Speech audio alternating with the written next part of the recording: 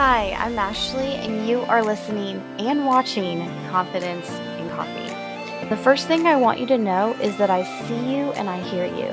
I see the struggles. There's hope. What if I was to tell you that you can find confidence despite any of your circumstances, good or bad? I'm going to help you navigate the waters of womanhood, whatever season that is, whether it's marriage, singleness, or you're drowning in children. I got you, girl. I'm your new bestie.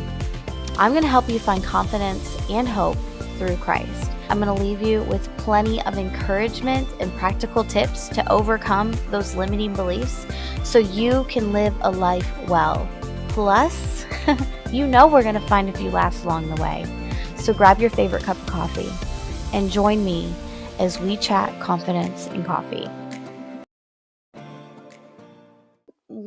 One of the most biggest questions that I get asked as a lifestyle coach, Christian coach, is how to not let other people's opinions of you affect you so you can continue to follow your God-given purpose.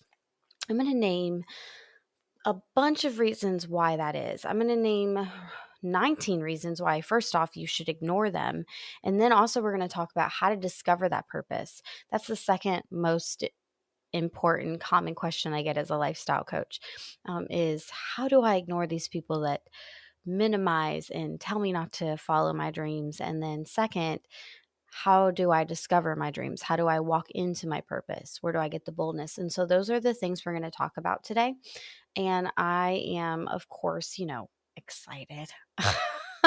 When am I not excited? Okay, so I don't know about you, but let me share like a little personal story here. When I started to like years ago, 4 years ago, that I made a decision that I was going to write a book.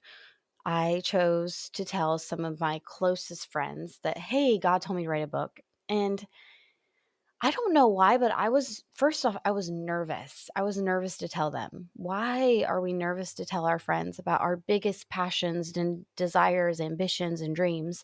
And then I didn't get the response that I guess I wanted, right? Because subconsciously I was still looking for their approval.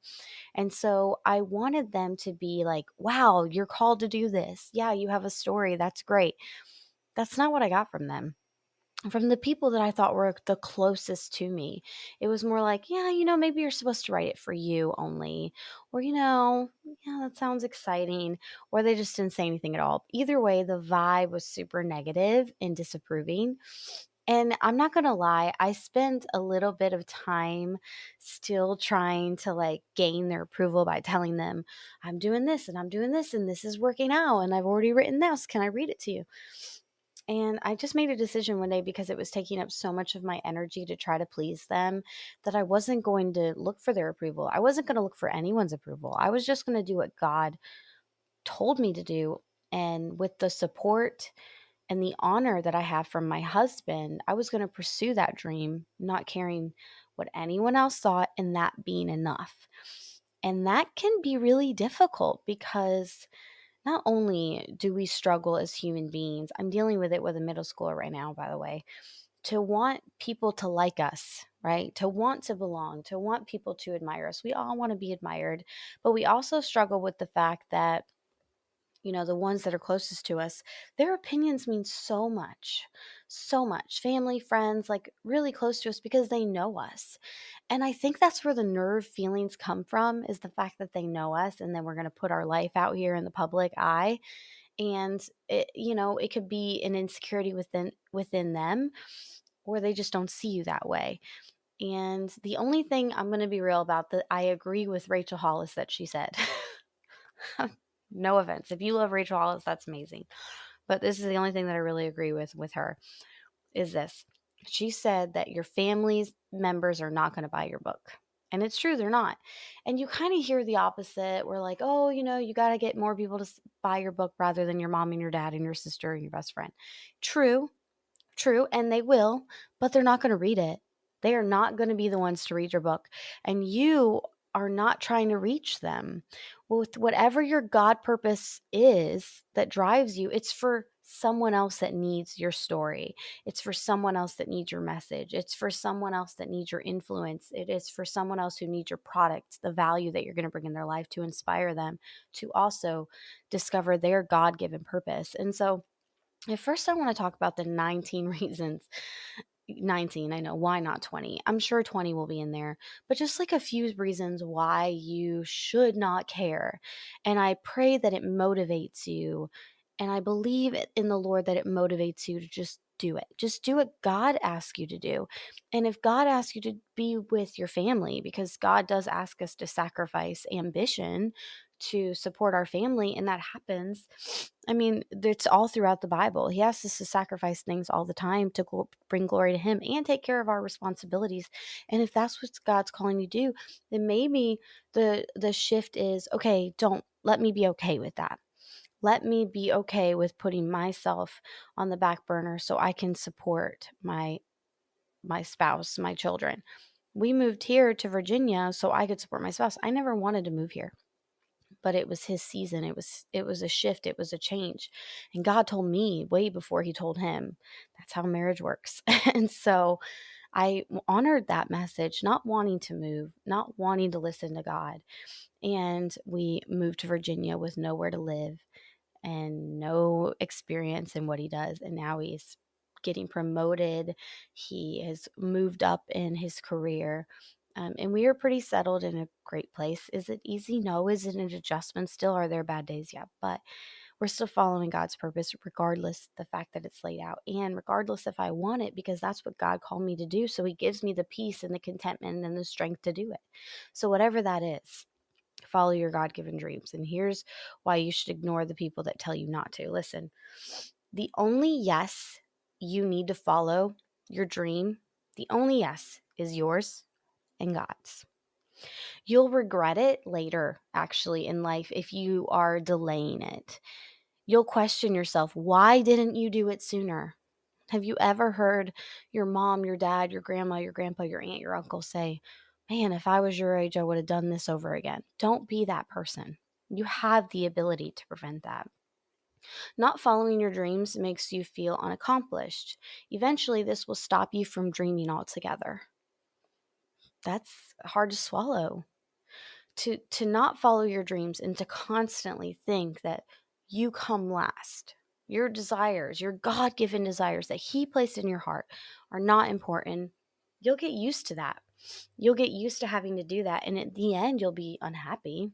You'll constantly feel unfulfilled and you won't know why. So make sure that you have discernment in regard of like what to sacrifice and like what's a healthy sacrifice and what's an unhealthy sacrifice. It will attract some attention, even from the naysayers. What's a naysayer? A naysayer is a hater. Basically, they're a hater.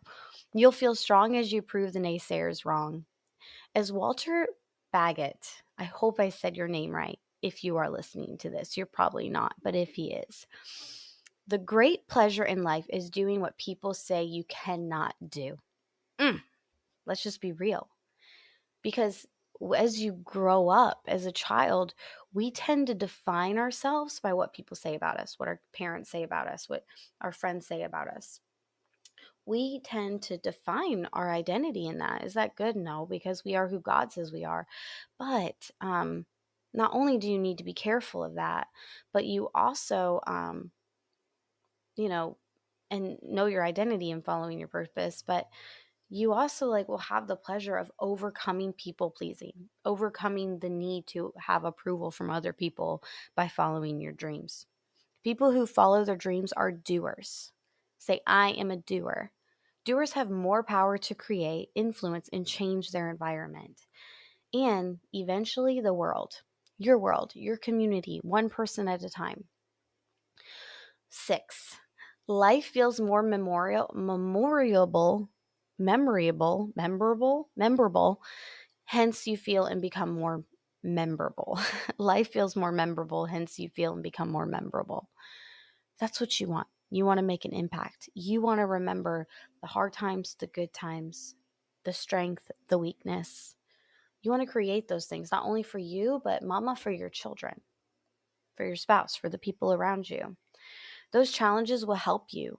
They're going to help you grow, and they will make you step out of your comfort zone.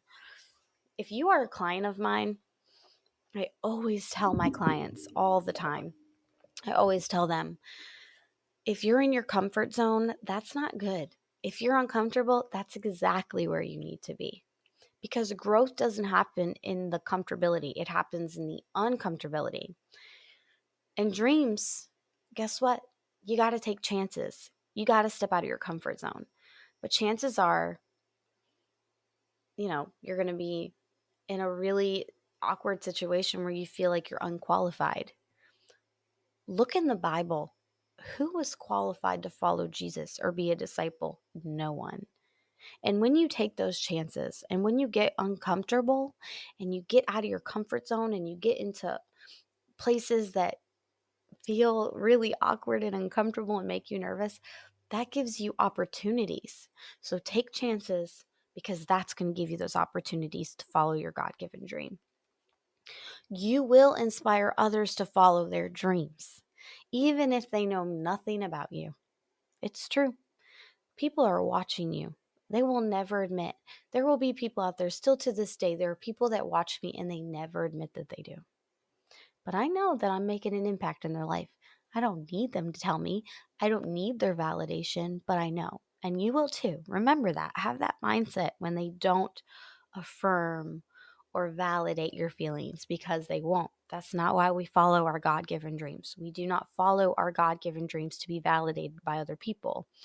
If that is the case, if that is a reflection, and we all can get caught in it, no matter how much we know ourselves, we can get caught up in that. Go back and remember who you are in Christ.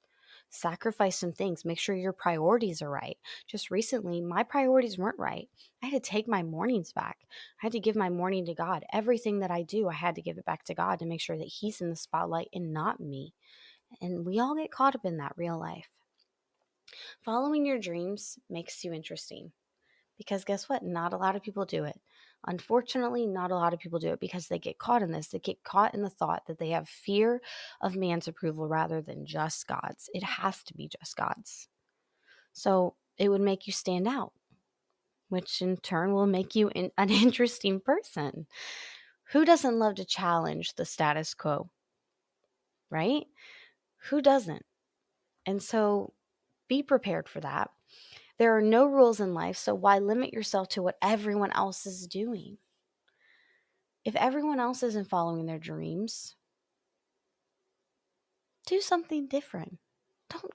Don't be a follower, be a leader. That's the way God designed you. Accomplishing your dreams will spark even bigger dreams. Listen, following my dream of writing a book created an even bigger dream. And then that dream created an even bigger dream with conferences and this podcast, influencing. I literally am now following, and people are following me that I've admired for years. I'm speaking to people that I listened to for years and just fangirled. I'm working with those people. That was all my goals. That was some of my goals, and it's happening. And so, but I had to get uncomfortable. And there were times I cried. There were times I wanted to give up. Following your dreams isn't like this laid out plan. Doing what God wants you to do isn't laid out. It's not easy. It's not perfect. It's scary. And it can be very, it can feel uncertain because you can't see the future. You don't have the security, as if you were to just not do that and you were just to go with your day by day, or, ordain mundane daily things that you have to take care of.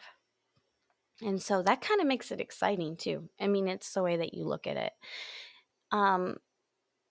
And you feel you have something more to live for.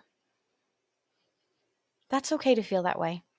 I mean, if you don't 100% find your identity in that, it is okay to feel like you have something to live for. Moms, can I talk to you for a second? You do not need to find all of your worth in your calling into mothering your children. That is a huge purpose. Our purpose doesn't change. We have to continue to take care of our family, be with our husbands, Those things don't change, and we should give them our all, but that's not our calling. And you have to be careful not to find your identity in that, because callings change, seasons change, our kids grow up, they leave the house. Then who are you? You have to ask yourself that question. Even if your dreams fail, right? If you're like, Ashley, what if they fail? What if it doesn't work out? What if, what if, what if? Even if your dreams fail, even if the door shuts on your face, you need to feel proud for what you gave to your all to, for what you did accomplish. The fact that you stepped out of your comfort zone, that you walked through the door. Dreamers fail now, but then they also learn more in life. You learn from failure. Failure is good. I tell my middle schooler that all the time because he's afraid of failure. And I always tell him, failure builds your character. Failure is what makes you strong. Failure is what helps you move forward. It was what helps teach you what not to do, what to do. Failure isn't bad. It can be used for good. So dust yourself off. What is that, like that rap song? Dust your shoulders off. I don't know. And try to do it again. y'all gotta stop me. Now, it's your life. Live under your terms, your boundaries. Stop living under everybody else's. Like, what dreams are you wanting to follow? What dreams do you have? Do you know that purpose? Do you know that dream?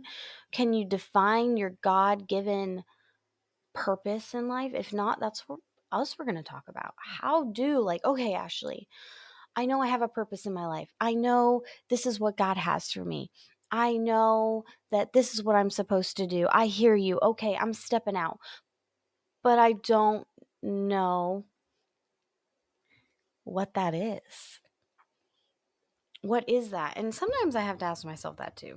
I'm not going to lie. Sometimes I have to be like, what is my purpose? What is my calling? Because of doubt, which is another interpretation of fear. It's all rooted in fear. But discovering your God-given purpose isn't as hard as you think it is. Do you ever feel like a fish out of water? Have you ever heard that saying? You prolong dissatisfaction, God-given gifts, passions, and the voices of others could be telling you that you were created for something else, right? There once was a man who netted 3 trout from a mountain stream and carefully placed them side by side on a thick patch of grass before he removed them from the water. They were like a liquid ballot in motion, fluid, graceful, vibrant, alive. I found this story on Focus on the Family, and it literally couldn't fit more with what we're talking about today. Stay with me. After he netted them, it was another story. As the trout lay on the grass, they were motionless. Their eyes were fixed. They gasped for air, and they looked and acted stupid. The man noticed they seemed unhappy, so he talked to them, hoping that his encouragement would change them. Little fish, don't be sad. You'll like the grass. Just try it out for a while. No movement, no response, no change. A few more seconds passed. The man's neighbor walked by. Hey, Bob, come and check out these fish. Bob snouted over, or stomped over, and the man explained that he was certain the fish could adjust.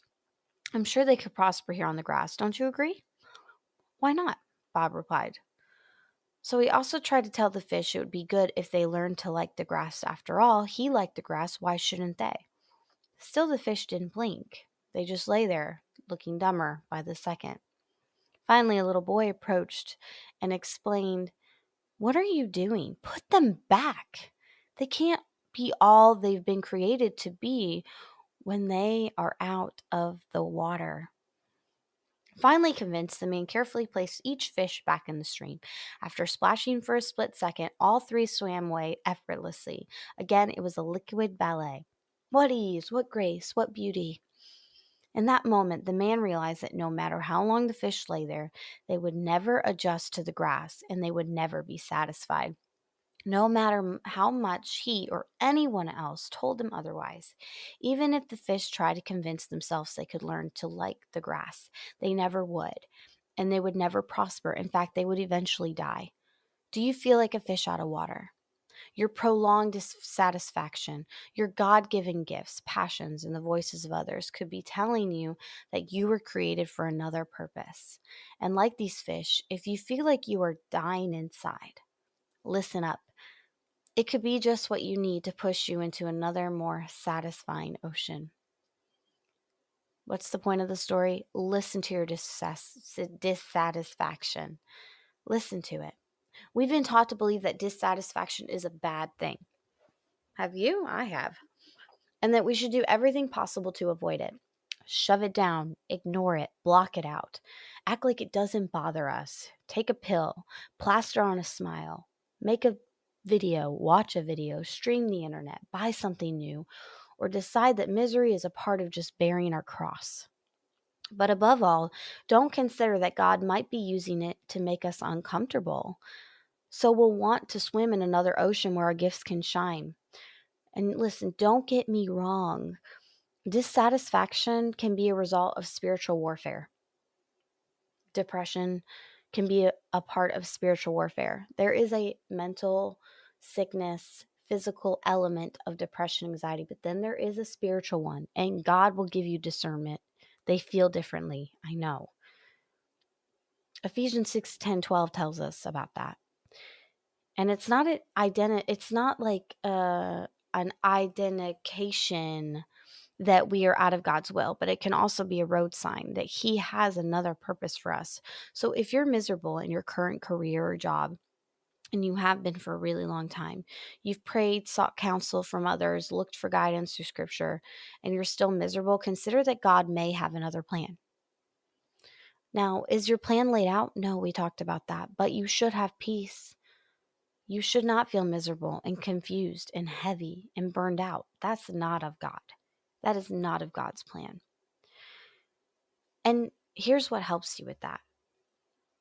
Listen to others. And I'm not talking about the ones who have hinted that they don't support your God-given purpose and they're trying to minimize you. I'm talking about the ones that mentor you, that want the best for you, that you feel safe with. Maybe that's your pastor. Maybe that's your therapist. Maybe that's your life coach. I have my clients come to me all the time for this because we want you to succeed. We want you to move forward in your future. Listen to those who support you. I've never liked math. Like, even if I wanted to, I couldn't do it. I've always had challenges with numbers and math. To this day, I have to use a calculator for like simple multiplication.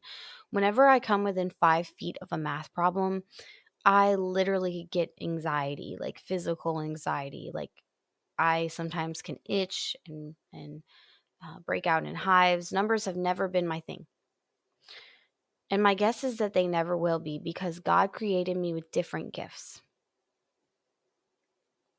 Even though I can't do math, I can write. I can make a video. I can make a TikTok. I don't like to draw. I don't like to paint. Sometimes I like to sing. And for the most part, I communicate well. Am I a good listener? Not so much. I need to work on listening. And the reason that is because I love talking. These gifts are also road signs to where God is directing me. Is my communication perfect? No. Is my writing perfect? No. Are my TikToks and creations perfect? No. I mess up every day. But it's in those gifts that He's molding them to make them better. But you have to say yes to them. You have to recognize them. You have to walk in them. Have you ever considered your talents and gifts? Do you get a kick out of soccer? Are you a strategic thinker, a great listener? Can you motivate others to action with your words? All these very simple questions. God was a very simple man. Are you skilled at building things? I suggest making a list of the things and activities that interest you, in which you excel. You can also ask yourself, what is one thing that I can do better than others? That's okay to ask that.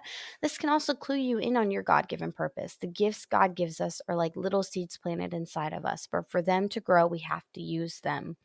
This means that if you can't identify which seeds God has given you, try doing new things that interest you. Through these new experiences, God will reveal more to you about who you are and how He has called you to serve Him. Which brings me to listen to your passions. What are you passionate about? Is it organization? Is it cleaning? Is it singing? Is it talking to people? Is it gardening? Whatever that is, I would ask you these questions as a life coach, is what I ask. What makes you angry? What makes you joyful? What makes you excited? What makes you passionate? What would you say? Take note of when your emotions are moved. That's what I ask my clients. Pay attention. I can't tell them their purpose. I can only direct them in it and help them move forward and be molded in it. These are signs of your God-given purpose. And I get fired up, girl. I get fired up because I am naturally an Enneagram 3 who is ambitious, but I also am very confident in cheering other people on. I am not threatened by people. It is literally a joy for me to see people just really be confident in what they do and in who they are. I also get passionate about people who don't follow God's plan, like angry passionate about how the world can influence and stall people and paralyze them in what they're supposed to do. Here's one of the things that upsets me. When I hear about little children being abused, my heart, that is my heart. It could have come from the childhood trauma experience and I witnessed with my siblings and my cousins. But we live in an evil world. We live in a dark, evil world. Children are neglected in ways that are unthinkable and abused, and we don't talk about it in the local church. We're not talking about it. We don't talk about foster care enough. And they need someone to stand up for them. As a child from trauma, all I wanted every day was for someone to notice what was happening. I wanted someone to see me and defend me without me feeling scared to defend myself because I couldn't. These kids can't. This is all they know. And it's all they think they deserve. When someone tells me a story about love, I'm deeply moved. About adoption, about foster care. That kind of stuff moves me. It makes me passionate. A story of someone's heartbreaking grieves me. Talking about Christ stirs me up. I'm sure you know this if you followed me. When coupled with my talents, these passions point in the direction of my purpose, of written and spoken communication about things that deeply impact people on a spiritual and emotional level. Pray, ask God, show you the things that move you, and make a list. And remember, He wants you to discover your purpose for you more than you do. He wants it more than you do. Think about that.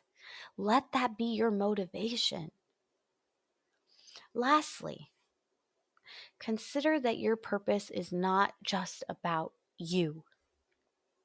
It really never was. It's about what God wants to do through you. If you ignore or neglect your dissatisfaction, the first thing we talked about, what others say about you, what they don't say about you, your passions, your gifts, you are not only betraying yourself, but you're betraying God.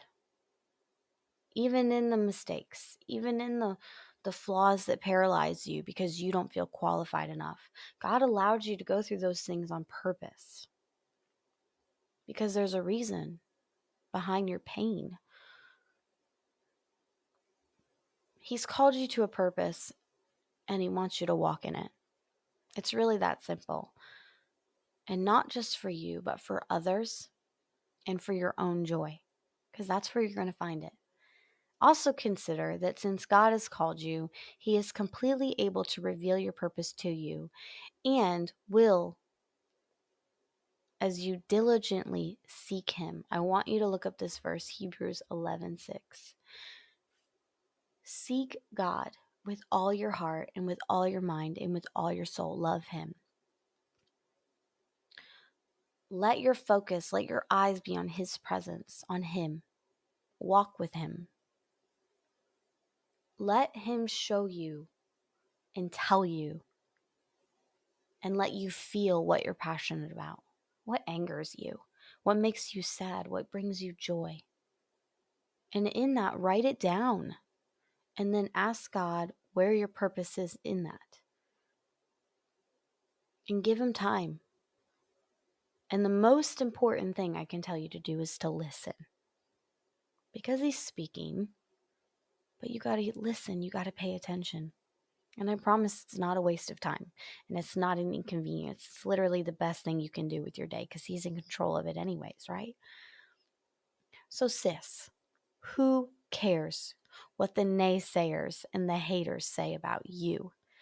Who cares about what people said to you in your past, about the trauma and the things that you went through? Don't let them define you as a victim, but a victor. And to help other people who walk through similar things, because you have a purpose and you have a dream. And let me be the first to tell you, sis, follow them. It's okay. You can do it. Thanks for joining me on Confidence and Coffee. And with what we're talking about, I have another freebie I want to share with you, and I hope that it will help you really plan out how to really follow your dreams. I created a planner. It's called the Confident Planner, and it really helps you write down goals and list to really help you get motivated. We talked about writing those things down, and so I created that for you for free. I'm going to drop it in the show notes so you can download it and you can start on your dreams today. Bye. I love you guys. Did you enjoy that? I'd love to see you over at ashleyhenrat.com, where you can subscribe to this podcast and channel on YouTube, iTunes, Spotify, or wherever you listen. And while you're at it, I'd love to see the value that you found in Confidence and Coffee. So drop the ratings, the reviews, and the comments. Let's subscribe to this channel and tell a friend too. I'd love to see you over on TikTok or Instagram, where I keep it real in the reels. Make sure you tune in next time on Confidence and Coffee.